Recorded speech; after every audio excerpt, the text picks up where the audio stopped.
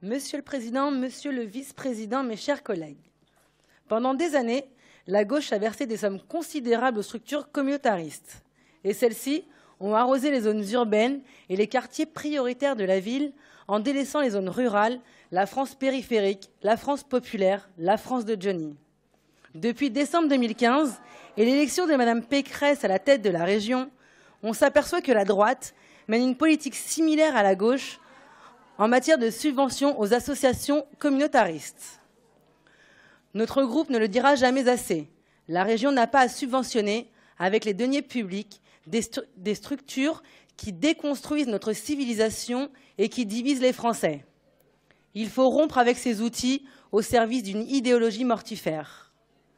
Le point positif de ce rapport, c'est le travail réalisé par M. Karam en matière de lutte pour l'égalité homme-femme dans le domaine de l'emploi et de la lutte contre les violences faites aux femmes.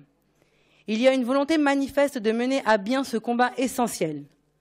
Et on ne peut qu'approuver. Néanmoins, notre groupe restera vigilant quant aux actions déployées par la région. Simone de Beauvoir disait « N'oubliez jamais qu'il suffira d'une crise politique, économique ou religieuse pour que les droits des femmes soient remis en question. » Les violences faites aux femmes sont une réalité dramatique que l'on ne peut ignorer dans une société marquée par la surexposition à la violence et la banalisation des comportements dangereux. Il importe plus que jamais de protéger les plus faibles. Violence, mariage forcé, violence sur le lieu de travail ou au sein même du couple, ces attitudes inqualifiables doivent être réprimées. La place prépondérante de la femme dans notre société mérite d'être rappelée avec force. Il en va de l'avenir et de la pérennité de notre civilisation. La lutte contre les violences faites aux femmes doit donc nous occuper particulièrement. Dans un domaine trop souvent laissé aux associations communautaristes, il faut redire notre détermination à préserver le trésor de la féminité et doter notre collectivité des outils pour lutter efficacement contre ces violences. La France représente toujours un modèle social, un modèle observé dans le monde.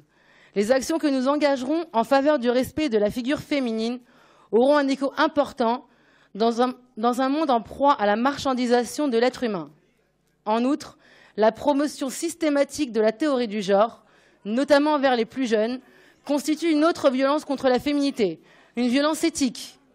Il nous faut respecter ce trésor de la complémentarité homme-femme, en reconnaissant à chacun la dignité qui lui est propre. C'est au nom de ce droit à la différence que nous refusons la théorie du genre, car nous estimons qu'elle blesse les hommes autant que les femmes dans leur nature profonde.